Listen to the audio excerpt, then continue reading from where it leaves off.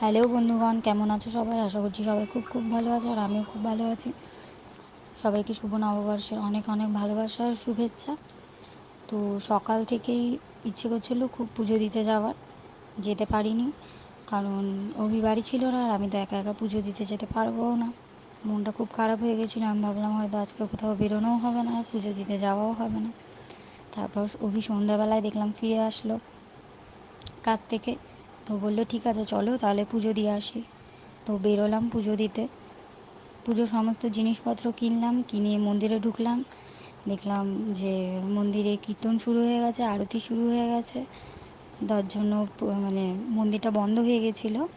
কী আর করা যাবে, মন্দিরের সামনে ছোট্ট একটা মন্দির ছিল, তো সেখানেই পুজো দিলাম। আর কি করব, পুজো তো দেবই।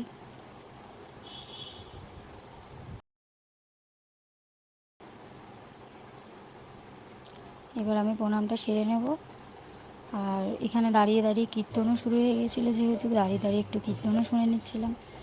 দেখো সবাই বসে বসে কীর্তন শুনছে এখানে, আমি দাঁড়িয়েছিলাম, আমি আর বসিনি।